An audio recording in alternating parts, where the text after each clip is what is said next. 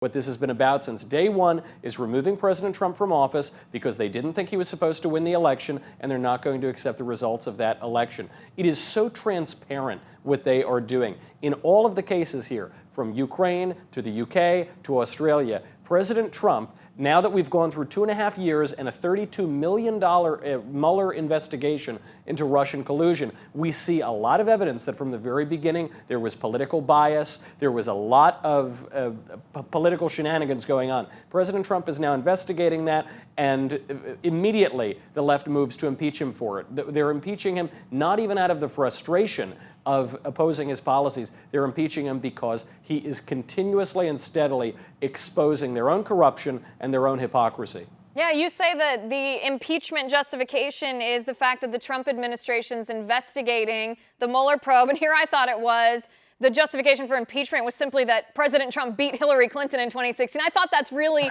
all we need to throw a duly elected president out of office if the Democrats don't like him here. Michael, talk to me about the Australia component here. Talk to me about the New York Times piece, because the mainstream media has lost their credibility a long time ago. Our viewers know that, but this is a stretch even for the left-leaning mainstream media. Of course, what President Trump is saying on this phone call to Australia is you should investigate yourselves and tell us what role you were playing in trying to interfere in the 2016 election. We already know, we know the beginning of that answer, which is that Australia's top diplomat in London had a providential, coincidental, maybe set-up meeting that helped to launch this Mueller investigation. And there were other people in the intelligence community, not just in the United States, but around the world, who appear to be complicit in that. There are a lot of unanswered questions. We already have evidence, demonstrable evidence, of political bias from people who were investigating Trump in 2016. And so now we want to get to the bottom of that. Absolutely not only appropriate for him to do, but necessary for him to do, so that we make sure that our elections have integrity moving forward. And the scary thing about this, they've been trying to do it to President Trump since he defeated Hillary Clinton, as you say. This has been going on for 3 years.